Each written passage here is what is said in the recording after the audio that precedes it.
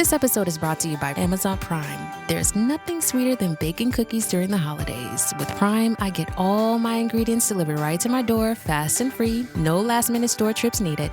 And of course, I blast my favorite holiday playlist on Amazon Music.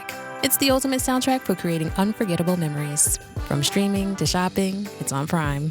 Visit Amazon.com/Prime to get more out of whatever you're into. Ryan Reynolds here for Mint Mobile. You know, one of the perks about having 4 kids that you know about is actually getting a direct line to the big man up north. And this year, he wants you to know the best gift that you can give someone is the gift of Mint Mobile's unlimited wireless for $15 a month. Now, you don't even need to wrap it. Give it a try at mintmobile.com/switch. $45 upfront payment required, equivalent to $15 per month. New customers on first 3-month plan only. Taxes and fees extra. Speed slower above 40 gigabytes on unlimited. See mintmobile.com for details.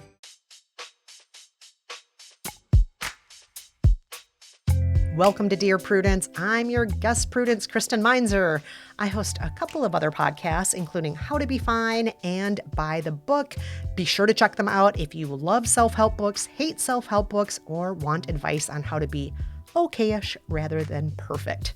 Today, we'll be answering questions about how to deal with an ally who has also been your bully, a person who is pushing the limits of what extended family means during the holidays, and someone who wants to better get to know their partner's parents.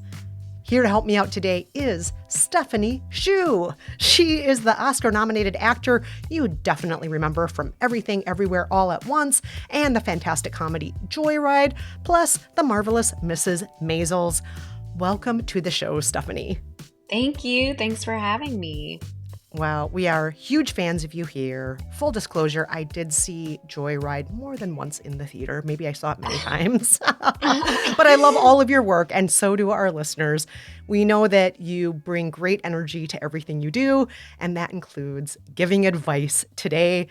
And the first thing we do with all of our guests is just ask for one piece of unsolicited advice that you would give to the world unprompted. What is one piece of advice you'd give the world? Food is the most basic form of human reciprocity. Food sharing. To share food is the most basic form of human reciprocity.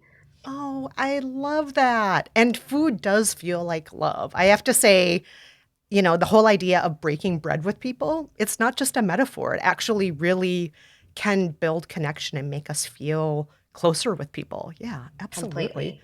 Yeah. Oh, I love that. Everybody out there, break bread with people, eat food with people, have someone Make a meal for somebody. Even better, if you're the kind of person who can make a good meal, it doesn't have to be a fancy one. It can be a box of mac and cheese, but yeah. Box of mac and cheese. Yeah, make food for someone. Oh, Stephanie, I love that.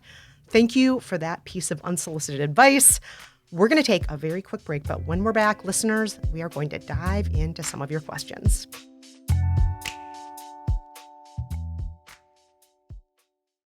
The #1 selling product of its kind with over 20 years of research and innovation. Botox Cosmetic, onabotulinum toxin A, is a prescription medicine used to temporarily make moderate to severe frown lines, crow's feet, and forehead lines look better in adults. Effects of Botox Cosmetic may spread hours to weeks after injection, causing serious symptoms. Alert your doctor right away as difficulty swallowing, speaking, breathing, eye problems, or muscle weakness may be a sign of a life-threatening condition. Patients with these conditions before injection are at highest risk. Don't receive Botox Cosmetic if you have a skin infection. Side effects may include allergic reactions, injection site pain, headache, eyebrow and eyelid drooping, and eyelid swelling. Allergic reactions can include rash, welts, asthma symptoms, and dizziness. Tell your doctor about medical history, muscle or nerve conditions including ALS or Lou Gehrig's disease, myasthenia gravis, or Lambert-Eaton syndrome and medications, including botulinum toxins, as these may increase the risk of serious side effects. For full safety information, visit BotoxCosmetic.com or call 877-351-0300. See for yourself at BotoxCosmetic.com.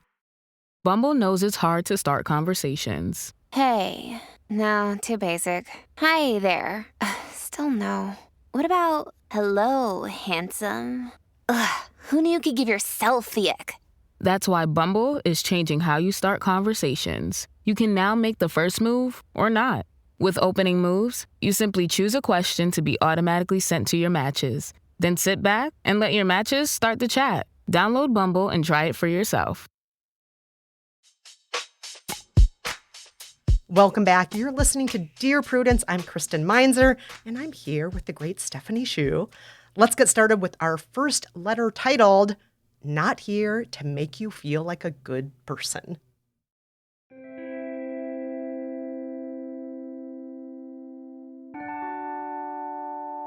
I've never had a good relationship with my sister, Emily.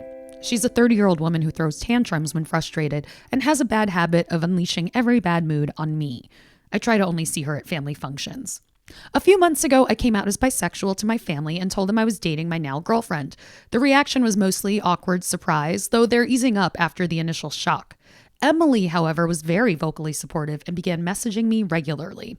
This included some sappy comments about solidarity and how our older relatives are out of touch, with her positioning herself as my new ally now that I'm out. The thing is, I haven't forgotten how awful Emily was to me for years before this, and wonder if this is a temporary solidarity until she falls back into old patterns. I also resent her positioning herself as my ally when my other relatives have treated me much better over the years, even if their acceptance is less bombastic. Emily wants to start hanging out with me and my girlfriend, but I don't really want to. But maybe I should accept this as a new start to our relationship. Should I accept her overtures or trust my hesitation?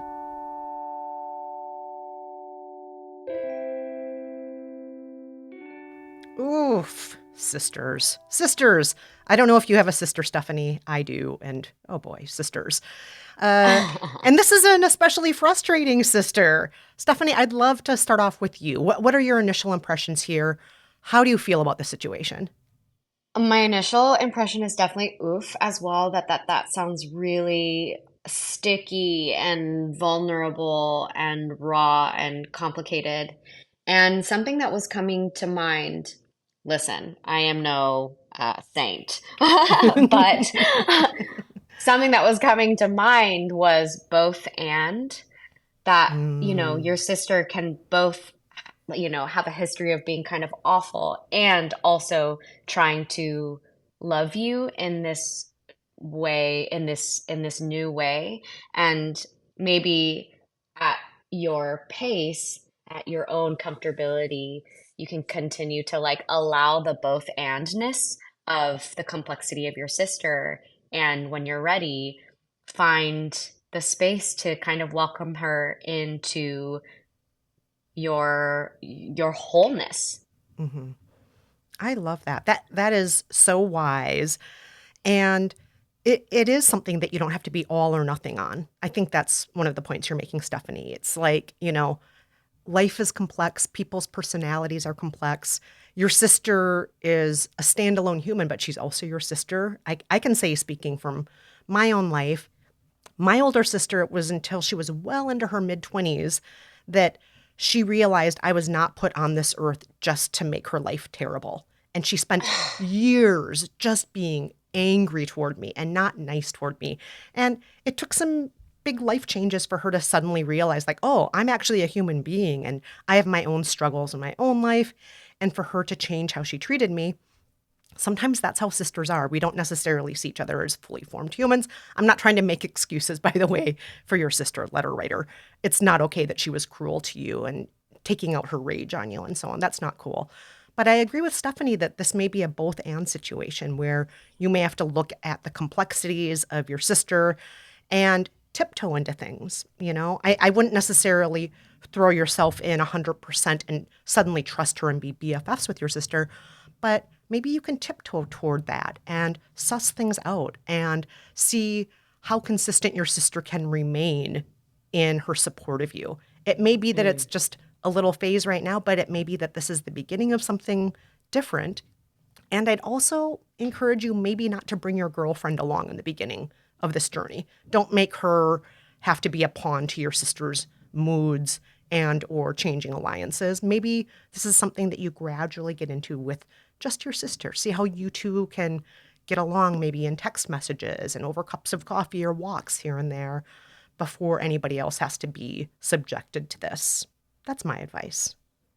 And as cliche as it is, I do feel like this is a prime moment for a letter writing or an email, to sort of hold the both and of the gratitude of accepting you, but also your moving through the complexity of your relationship and opening up that conversation of like, you've been really hard and kind of mean. Yeah, yeah. Yeah. So Yeah. it's hard for me to receive your love. Yeah, yeah. I think that's a really productive thing to do if you're brave enough to do it, even maybe do it in a phone conversation. And it may be the case that, your sister may not even realize that she's been mean this whole time. It may be sister patterns. It may be that she knows that she's been mean and is trying to change things right now. I'm not sure what her reasoning will be. I don't know if she'll get defensive. I don't know if she'll do a heartfelt apology with you. But yeah, it may be worth talking to her or writing to her to ask, like, what's going on with this change of sentiment between the two of you right now, and just get a better handle on that. Any other final words of wisdom for this writer, Stephanie? Good luck. Yes. Good luck indeed. We wish you the best. We know you can get through this. And congratulations on where you're at right now. Yeah. Yeah. Heck yeah. Okay. Our next question is titled Christmas Drama.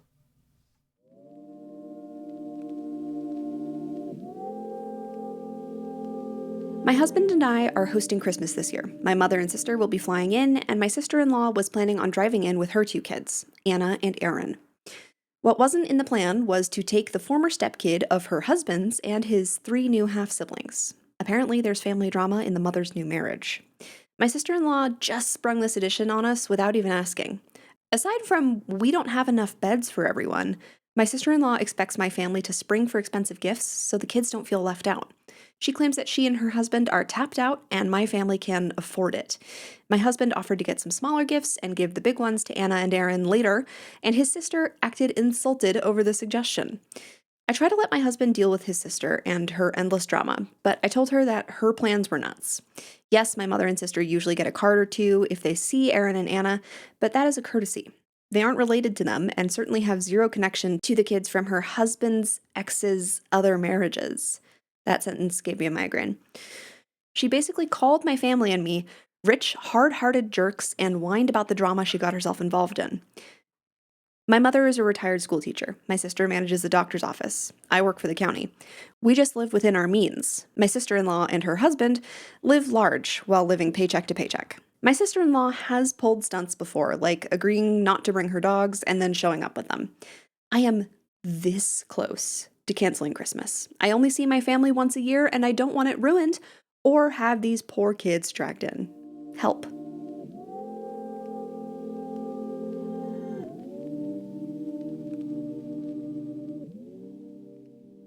Oh, gosh, you do need help. This is awful. I feel bad for everybody involved here, especially for those poor kids who seemingly nobody wants to spend Christmas with. Oh, those kids. I feel so bad for those kids. I do. But Stephanie, what do you say? The letter writer's asking, should Christmas be canceled? What should they do? What do you think, Stephanie?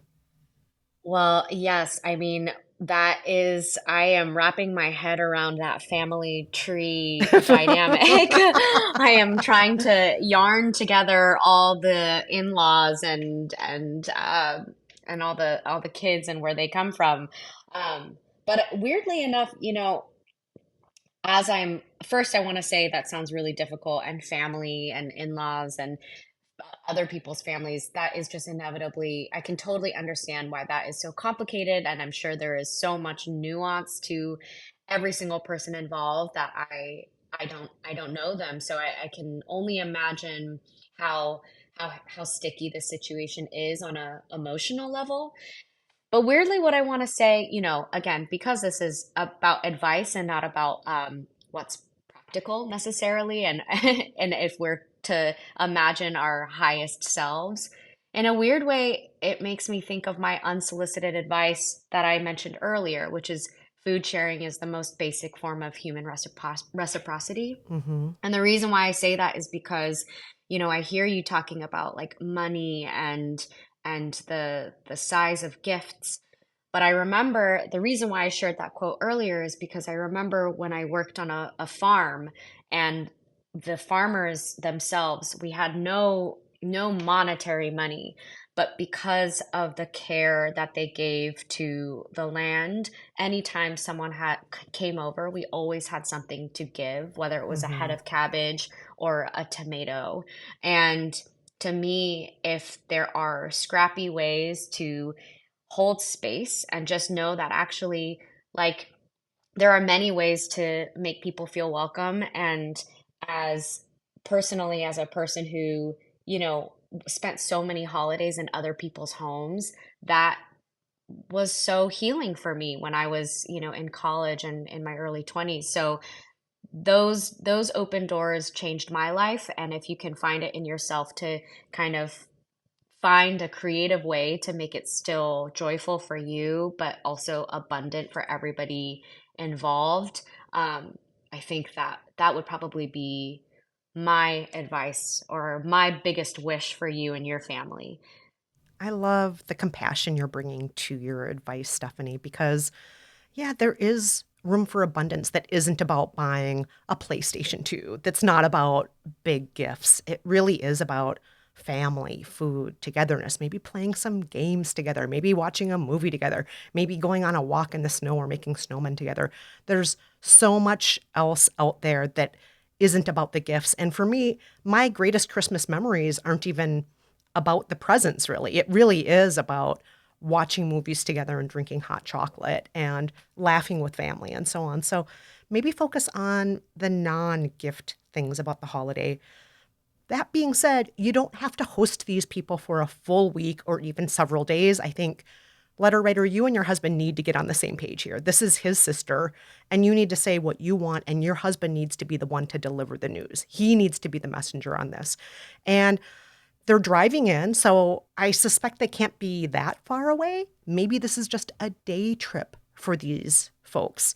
Or maybe it's just a single overnight where they have to bring their own sleeping bags because, frankly, you already said it. You don't have enough beds for all these people. So maybe it's just one overnight where they come over and it's not a negotiation. You're not going back and forth with her saying, oh, but we can afford this much to give. No, you need to give this much. It's not a negotiation. You're giving what you can give and there's no questions asked. They're going to get what they get and they're going to be grateful. Or maybe they're not going to be grateful, but that's what you're going to be able to give them. They can't negotiate their way into more stuff that you can't afford. So find ways to limit the monetary expense. Find ways to limit how many days or hours they're in your home. And again, make your husband the delivery person of this message. This is not your job to deliver news to your sister-in-law. And it's in your best interest not to say things to her like, you said to her, your plans are nuts. It's in your best interest not to say stuff like that to your sister-in-law right now. Let your husband be the messenger. And if you can, aim for kindness. I agree with you, Stephanie. If you can find a way to be compassionate here, to focus on the non-gift items of the holiday and give these kids something that they clearly don't have in the rest of their life, which is just a place where they feel loved and welcome. If you can do that, this is something they'll carry with them for the rest of their lives, is that feeling of somebody didn't want to throw us away this holiday season. Somebody wanted to be with us, even if it was just for a few hours or for one sleepover. So I think, Stephanie, you and I are on the same page here, right? Yeah, I love that. And I love what you're saying. And what I'm hearing is finding the right boundaries, but with alongside the compassion and kindness, the concoction. Yeah, you don't have to break your back to be compassionate here. You can be compassionate for a half day or maybe one sleepover. It doesn't have to be forever. And I think you can still have a really good time. You really can. You're going to have a good time this holiday season. And then after it's all done and you push them out of your house, you and your husband are going to have a hot toddy and just laugh a lot and have good stories to tell while you gossip with each other. Honestly, that slumber party sounds like it could be really fun. It could be. Just one night. Yeah. Not multiple nights, just one slumber party. And also just one other thing, letter writer. While it is your husband's job to be the messenger in all this, find out from your husband if there are ways you can support him through this. This may be really hard for him. He may not be used to standing up to his sister. He may need some extra support from you in different ways. So find out what ways you can do that and then lovingly be there for him while helping him to draw those boundaries. It's not always easy, boundaries. For a lot of us, that's the biggest hurdle of our whole lives is boundaries. So this may be harder for him than just simply a conversation. It may be more than one conversation, and it may be a lot of support from you. All right, Stephanie, with that, it's time for us to take one more quick break. You're listening to Dear Prudence, everyone, and when we're back, we'll read more of your letters. Stay with us.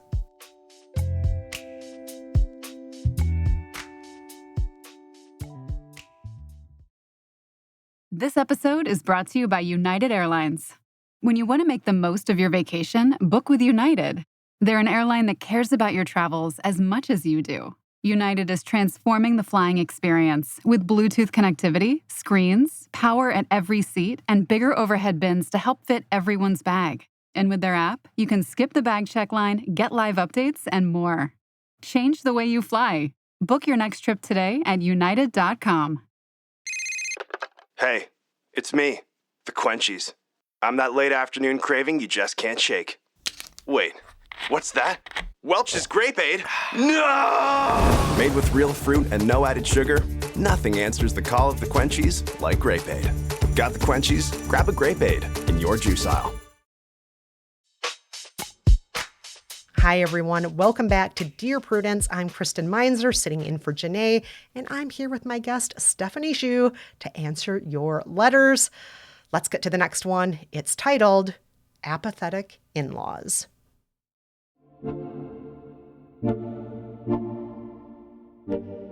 My boyfriend of a few months and I have started to get more serious, and we're in the meeting the family stage. I already knew them from the brief period when we were just friends, and during that time, they were a little standoffish, but not in an exceptionally rude way. Now it's American Thanksgiving, and I've left an important commitment early in order to arrive on time and make a good impression, since this occasion will cement me as their only child's partner in their minds. When I arrived, however, I was barely acknowledged, which I thought was strange. As the evening progressed, my partner's mom became a little more friendly and we made light conversation, but the dad continued to basically ignore me. What I had thought was just preoccupation with more important matters during the admittedly busy time in which I first met them seems to be something more. Furthermore, from the conversations with my boyfriend about how he broached the subject with his parents, the reaction he reports them having was strange, with the mom very focused on certain milestones that only applied to him. I love my boyfriend, and I think I see a future in this. We communicate well, we have a good connection, and we show each other we care regularly in small ways. I wouldn't have taken the risk of introducing him to my religious parents if I didn't think there was a future to it. I am concerned, however, that his family sees me as nothing more than a milestone of some sort in their son's life. The mom was friendly, but the dad seemed utterly disinterested in getting to know me. This wouldn't bother me if my boyfriend and I were just friends, but I would assume that most fathers would like to know something or two about their son's partner.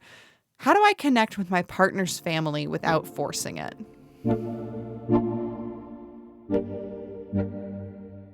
Stephanie, I have a feeling you've met the parents before. I've met the parents before. Yes, definitely. What advice do you have based on your experience meeting the parents to help our forlorn letter writer here? Well, something smells a little fishy in here. I feel like I want to know more. I mean, I wonder if you've talked to your boyfriend about, it sounds like you've talked to your boyfriend, about his parents, but I wonder if you talked about this exact feeling that you're feeling, or the suspicion, or the strangeness that you're feeling. Mm-hmm. One of my best friends is actually going through this right now, where his partner is an only child. That is something I heard that was very similar. An only child who grew up with a single mother. And in his case, his mom and him have a very sort of like deeply precious bonded experience. And so his mother is almost like very, very protective of him, or that's her baby, her treasure. And it feels like there might be some sort of whiff of that happening. I think hearing that he's the only child, talking about the milestones that are only his. So maybe you're being put under some unfair microscope or disregard because of that. And I wonder if talking to your boyfriend about just the real of like actually how this is making you feel and all the minutia of the experiences, I wonder if that is going to help you guys move through this together. Yeah, I definitely agree with you, Stephanie. The first step here is to converse with your boyfriend. Talking with him is the first step. Don't hold it in. Don't feel frustrated or victimized silently. Talk about it openly. Talk about it. It may also be the case, what you said, Stephanie, is very common. Parents sometimes actually get jealous when their child has a significant other. It can be threatening in some ways to them. I'm not saying that it's logical, but it just sadly happens sometimes with some parents. Something else that might be going on here, we don't oftentimes give credits to older people for just being awkward. We go to college with people who are awkward. We have coworkers who are awkward. Some people have autism spectrum disorder. Some people are just really, really shy. Some people are introverted. And I think we give a lot of grace to people in their teens and 20s when they're that way. But people in their 50s and 60s are that way too sometimes. And unfortunately, a lot of people in their 50s, 60s, and older, they didn't have a diagnosis available to them at the time when they were growing up. They never learned how to have the coping strategies that young people are given nowadays to cope with these kinds of, awkward personality things. And so it may be the case when you talk with your boyfriend, you'll learn your boyfriend might say, you know what? Dad never did have any friends. Dad's always been really weird and shy. He's just that kind of person. So, there are a lot of reasons why dad might be this way. It sounds like mom, it just took her a little while to warm up, but maybe dad has other things going on.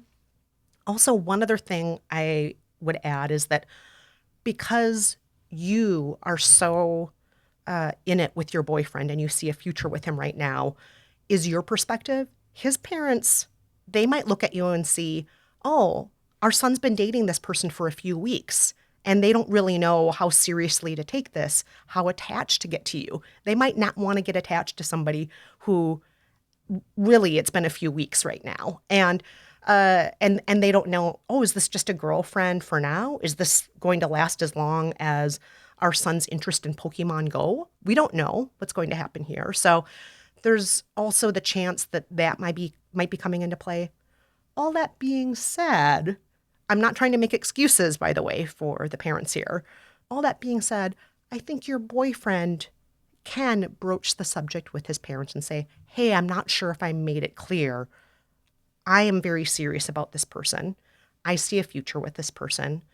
The reason we're meeting the parents right now is because that's how serious we are about things. If I wasn't serious about this person, there would not be these meetings going on. So I just want you to know it's really, really important to me for them to feel welcome, for them to feel that they're somebody who's interesting, that they're somebody who is valued and welcomed. So if there's something that I can do to facilitate that more as your son, let me know what that is. I want to be able to make this relationship smoother and happier for everybody. Because, there are things that your boyfriend probably can do differently that he just doesn't know about. Something like, the parents might say, oh, we need to know more about this person before they come over. Or we might need more of a plan in advance of an activity because we're not really good at just staring at people across a dinner table. There are things that possibly can be changed so that future meetings will go better. And it may also just be the case that this was the one awkward meeting and things will be better after the first meeting.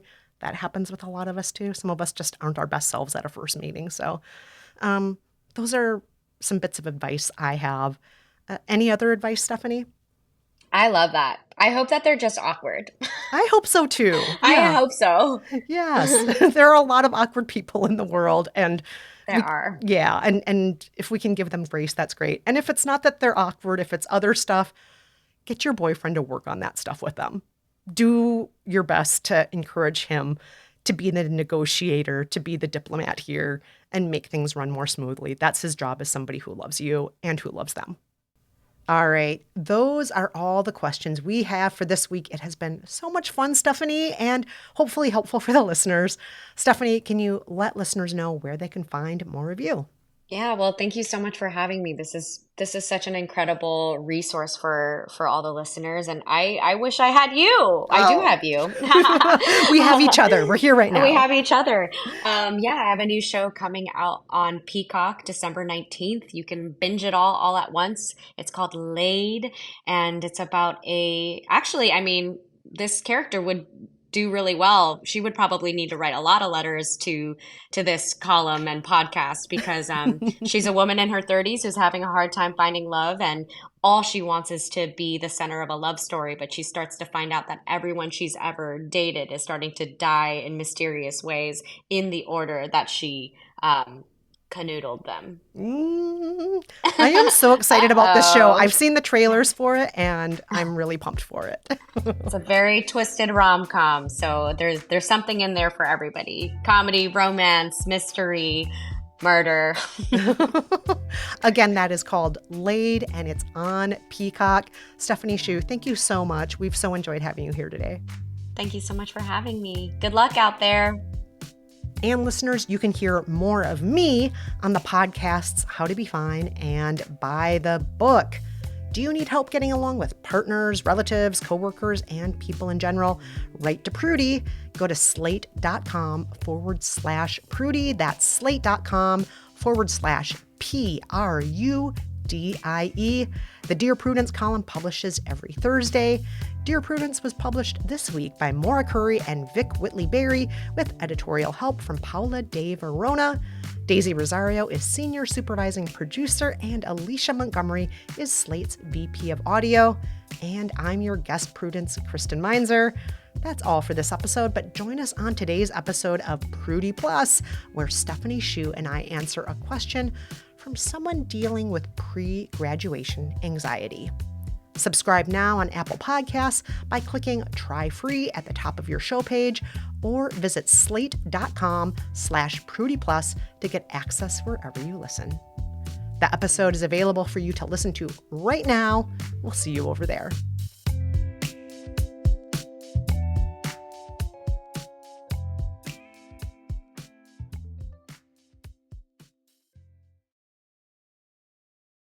No offense, but your brain is a terrible place to keep your big idea. It belongs in the world, but you know that already. You have a calling, a voice that says, this is what I'm meant to do. Create the website your big idea deserves with Wix. Make it your own with top-to-bottom customization, AI to help realize your vision, and built-in business tools to turn your daydream into your dream job. Wix supports every stage of the business journey except one. Your decision to begin. Ready? Go to Wix.com.